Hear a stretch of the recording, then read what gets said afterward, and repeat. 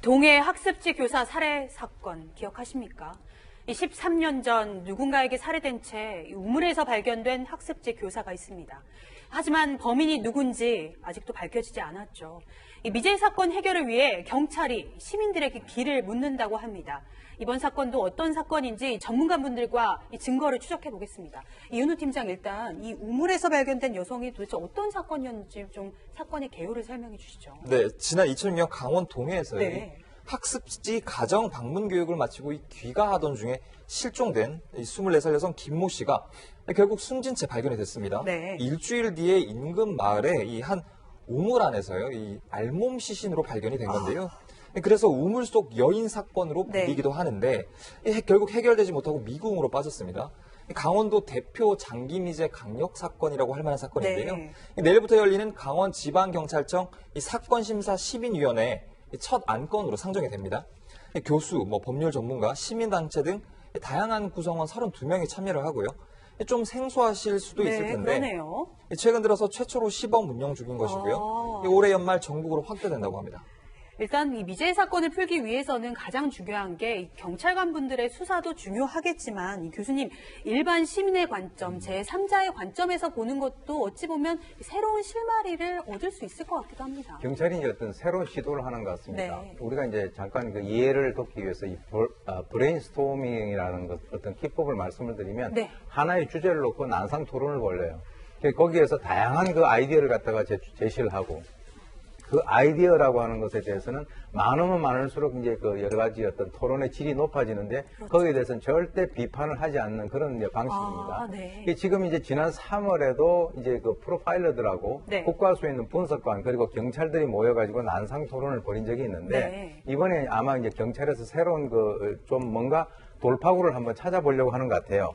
그래서 지금 이제 그 미제 사건 같은 경우는 기존에 있는 수사팀은 원래 고정관념을 갖고 있을 수가 있거든요. 그렇죠. 그렇기 때문에 그 고정관념에서 완전히 이제 그 탈피를 네. 해가지고 전혀 다른 영역에 있는 사람들이 새로운 시각으로 접근을 해가지고 거기에 대한 다양한 아이디어를 무작위로 제시를 하게 된다면 거기에서 의외로 좋은 어떤 그 방향성을 설정을 할 수 있다라고 하는 이런 그 새로운 아이디어에 착안을 해서 시도를 하고 있는 것 같은데 상당히 많이 기대가 됩니다. 네. 이 새로운 실마리를 풀기 위해서 저희도 남아있는 증거들로 전문가분들과 찬찬히 살펴보겠습니다. 이 첫 번째 증거, 우물입니다. 바로 여성이 발견된 장소인데요. 위원님, 당시 여성은 등이 굽은 채로 엎드려 있었죠. 네, 그 우물은 아마 동네 사람들이 전부 사용하는 우물인 걸로 보입니다. 네. 우물을 기점으로 해서 아마 동네 사람들한테 네. 이 물이 공급되는 형태로 돼 있는 것 같아요. 그런데 그 우물은 뚜껑이 있는 곳입니다. 뚜껑이요? 그런데 이 여성이 이제 그 물이 쫄쫄쫄 나오니까 그 동네에 있는 분이 그 우물을 열었다가 이제 이 시신을 발견하게 된 건데요. 그 우물의 깊이는 60cm 정도에 불과하다고 해요. 그렇기 때문에 성인 여성이 그 우물에 빠져가지고 익사했을 확률은 없는 거죠. 네. 그리고 이제 성폭행의 흔적은 아마 없었던 걸로 보입니다. 네. 그런데 나중에 이제 부검을 해보니까 결국은 목을 졸려서 살해된 경부 압박 질식사였던 거예요. 그래서 이건 살인 사건으로 바로 옮겨갈 수 있었던 겁니다. 그러니까 우물에 빠졌지만 익사는 아니었습니다. 결국 누군가에게 의해서 살해를 당한 건데, 그렇다면 당시 실종 당일 여성이 어떻게 움직였는지 휴대전화 같은 걸 추적해 보면 되는 거 아닌가요? 네, 위치가 범행 장소라든가 이런 것들은 위치를 특정할 수 있기 때문에 굉장히 중요한 문제죠. 네. 그래서 경찰이 당장 이 여성의 휴대폰을 확인을 해봤다라고 네. 합니다. 그래서 이 휴대폰을 위치 추적함과 동해와 삼척 이런 쪽에서 계속해서 이제 움직임이 확인이 되었다라고 이야기를 하고 네. 있고요. 또 무엇보다 중요한 게 언제 범행이 이루어졌고 언제 살해가 되었느냐 이것도 상당히 중요한데요. 네. 이 부검을 통해서 이것을 좀 확인할 수 있었다고 합니다. 네. 이 여성은 실종 직전에 가정 방문을 해가지고 교육을 했다라고 하고 있는데 그 가정집에서 댁에 가면 과일이라든가 이런 것들 음식물을 대접하잖아요. 그런데 이 여성의 위에 아직 그런 음식물들이 남아 있어서 사람의 어떤 소화되는 어떤 그런 시간이 한 대여섯 시간 걸린다라는 걸 생각하면 바로 이 가정집을 방문한 이후 직후에 무엇인가 범행이 이루어진 것 아닌가라고 이렇게 추정할 수밖에 없었습니다. 사망 추정 시각이 나왔습니다. 그런데 궁금한 게 있습니다, 교수님. 우물이라고 하면 마을 한가운데 있는 거 아닙니까? 발견될 수 있는 장소거든요. 글쎄요, 그게 이제 좀 약간 의문이죠. 왜 그러냐면은 납치를 해가지고 이제 그 여성을 어떤 식으로 이제 해코지를 해가지고 이동을 했을 텐데 네. 굳이 거기까지 와가지고 그 우물이라고 하는 것이 이제 모든 사람들이 다 이제 사용을 하고요. 그것도 깊지가 않아요. 네. 근데 이제 거기에다가 갖다 놨다라고 하는 것은 이제 두 가지 의미를 저는 보는데 네. 대담하거나 네. 아니면은 뭐 그 근처에서 자기가 뭔가 그럴 수밖에 없는 시간적으로 급박한 상황이 있었거나 뭐 이렇게도 볼 수가 있는데 제가 볼 때는 거기에다가 또 하나 더 어떤 가능성을 보면은 네. 굳이 왜 거기까지 와서 했을까? 그러네요. 아니면 그 근처에 그 차로 이동을 하면서 뭐 야산이라든가 이런 데도 있지 네. 않겠습니까? 그런 것을 봤을 때는 여러 가지 어떤 그 의문이 많이 남는 그런 사건인데 지금 그것 때문에 이 사건 자체가 더욱더 엽기적이다라고 하는 그런 평가를 받고 있습니다. 네. 이 용의자를 접혀봐야 하지만 단서가 없습니다. 그렇다면 일단 첫 번째 추정할 수 있는 게 혹시나 이 범인이 마을 지리를 잘 알고 있는 사람은 아닐까 이런 생각이 드는데요. 네, 그렇습니다. 뭐 정말 사건이 드문 평화로운 마을이었는데 네. 발칵 뒤집혔어요. 이 당시 이 주민들은 이 마을에 뚜껑이 있는 우물이 있다는 사실을 알고 그러니까 알았으니까 여기에 유기를 한 셈인데 그렇다면 네. 이 지역 지리나 사정에 밝은 사람, 그러니까 예컨대 주민 네. 이런 사람들이 아니겠냐 이런 추측을 하기도 했습니다. 또 한 가지 가능성은 항상 열어둬야 합니다. 위원님. 네. 주민이 아닐 가능성도 있습니까? 주민이 아닐 가능성이 더 많죠. 지금 현재로서는 조사를 아마 엄청 정밀히 했을 거예요. 그 동네 주민들을 대상으로 해서는. 근데 이제 분명한 거는 이 여성 같은 경우에 학습지 교사를 하기 때문에 정해진 시간, 정해진 요일에 그 일정한 동선을 따라다니는 아마 그 동선이 파악이 네. 됐을 거예요. 그것까지 이 범인이 사전에 파악을 해서 그 여성을 타겟팅했다면 네. 이거는 그 인근에 살고 있을 개연성이 보다 높다고 인근. 봐야죠. 예. 하나씩 증거를 다시 살펴보겠습니다.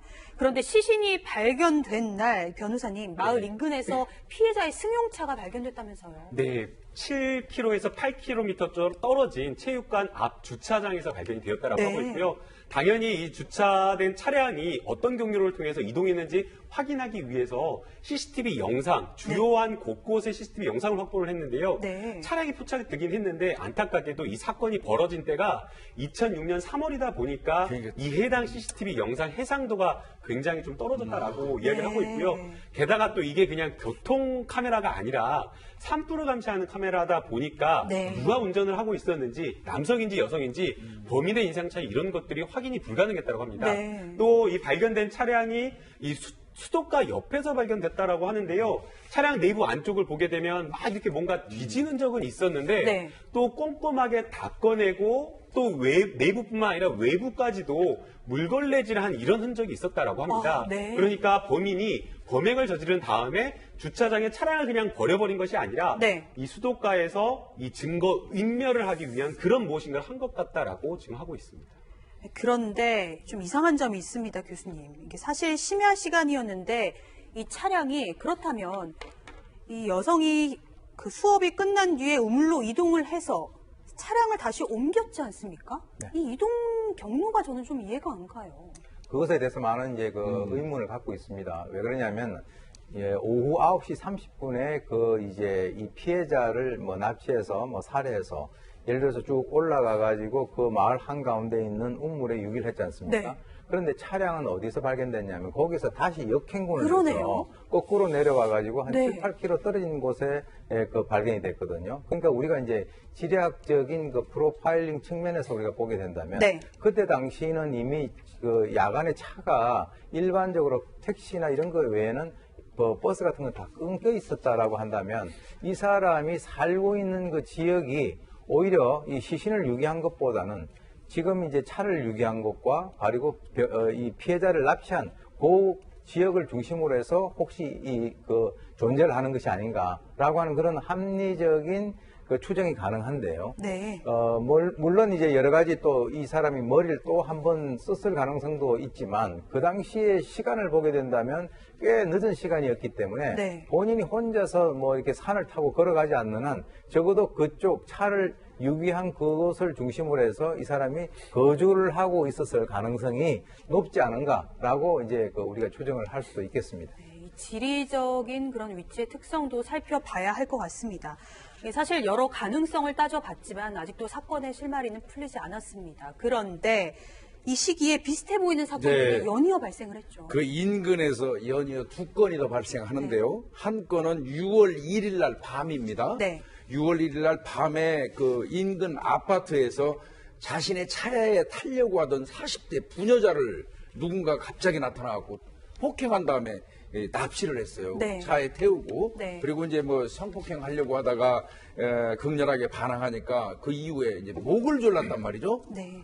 그리고 그 여성이 목을 조르니까 의식을 잃었어요. 아마 그 범인 입장에서는 사망했다고 판단했는지 모르겠지만 네. 도로변에다가 그 여성을 밀쳐내고 방치해놓고 그 도주를 했단 말이죠. 네. 근데 다행히 사망하지는 않았던 그런 사건이 하나 있었고요. 네.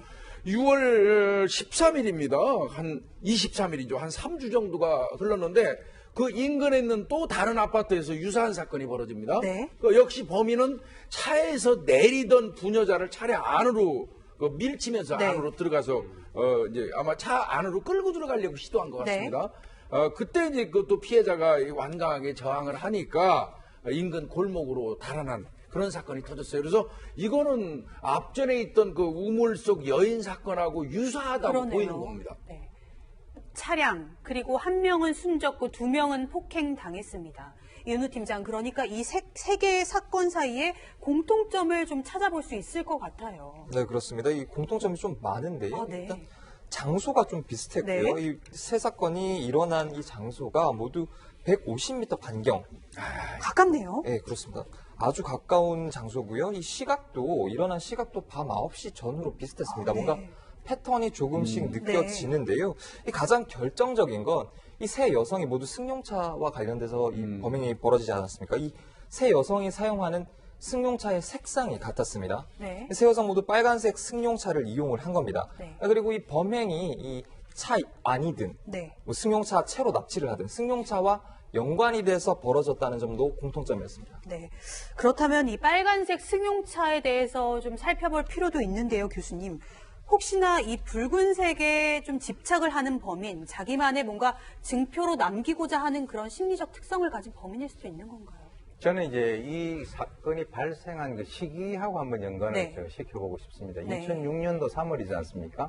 근데 이제 사실 그 살인의 추억이라고 하는 영화가 나온 것이 2003년 4월이었어요. 네. 그리고 2006년도는 바로 이 화성 연쇄 살인 사건에 있어서 공소시효가 만료된다라고 네. 해가지고 그 당시에 많이 이렇게 보도가 됐거든요. 네. 그러니까 혹시 이 사람이 빨간 차만 골라가지고 어떤 그 범행을 했다라고 하는 것은 뭐 본인이 특별하게 빨간 차에 대해서 무슨 좋지 않는 기억이 있다든가 이런 것보다는 오히려 자기 나름대로는 뭔가 어떤 그런 영화 같은 데서 보고 실제로는 이 화성 연쇄 살인 사건에서도 모든 피해자들이 빨간 옷 입은 게 아닙니다. 영화에서만 그렇게 나온 거거든요. 네. 그런데 그런 것들을 보고 약간의 어떤 그 자기 나름대로의 스토리텔링을 만들려고 한 것은 아닐까. 왜냐하면은 이 범행 대상이 됐던 차들이 다 빨간색이기 때문에 네. 그런 추정도 한번 해볼 수가 있다라고 봅니다. 네. 여러 가지 증거들을 살펴봤습니다만 가장 중요한 건 DNA가 아니겠습니까? 그런데 구체적인 증거품이 하나 나왔다면서요? 네, 사실 이제 첫 번째 사건 같은 경우에는 차량 내부 자체가 깨끗하게 흔적이 지워져서 네. 유의미한 어떤 증거를 발견할 수는 없었는데요. 네. 6월에 있었던 두 건의 범죄 같은 경우에는 미수에 그쳤고 또 차량 내부 안에서 심한 몸싸움이 있었기 때문에 경찰이 당장에 이 차량 내부를 정밀 감식했다고 합니다. 그래서 룸밀러에 끼어있는 머리카락을 발견을 했다고 하고 있고요. 네. 이 머리카락이 사실 이 차량 주인의 피해자의 지인일 가능성도 있어가지고 지인인지 아닌지 이런 것들을 전부 다 확인을 했는데 지인이 아니었다라고 하고 있고요. 네. 그래서 이 머리카락으로부터 굉장히 유력한 용의자의 DNA를 좀 확보할 수 있었다고 합니다. 이 DNA가 나왔다면 위원님, 지금 과학기술이 발달했으니까 좀 기대를 해볼 수 있을까요? 어떨까요? 기대를 할 수 있죠. 그러나 이제 문제는 잘 아시다시피 대한민국 국민 18세 이상이면 전부 다 등록하는 지문 같은 거는 아니에요. 그렇죠. DNA는. 어떤 중범죄자 어떤 그 정해진 그 범죄를 저지른 사람들에 한해서 DNA를 좀 수집하고 있지 않습니까? 네. 그래서 뭐 현재까지 그 당시에 발견된 DNA하고 일치하는 사람이 나타나지 않고 있다는 얘기는 네. 그 범인은 어떤 범죄를 저질러 가지고 구속되거나 처벌받은 사례는 없다는 뜻이기도 해요. 그러네요. 그래서 대조군을 찾는 데 아마 노력을 해야 될 겁니다. 네. 그래서 제보가 간절합니다. 오래됐지만 작은 기억이라도 수사에 큰 도움이 됩니다. 이 사건에 대해 알고 계신 분은 이 아래 연락처로 제보를 꼭 부탁드립니다. 여러분 또 저희가 질문 받고 있는 거 알고 계시죠? 혹시 방송을 보시다가 궁금한 점이 있으시면 지금 실시간 유튜브 댓글이나 인스타그램으로 남겨주시면 답변 드리겠습니다.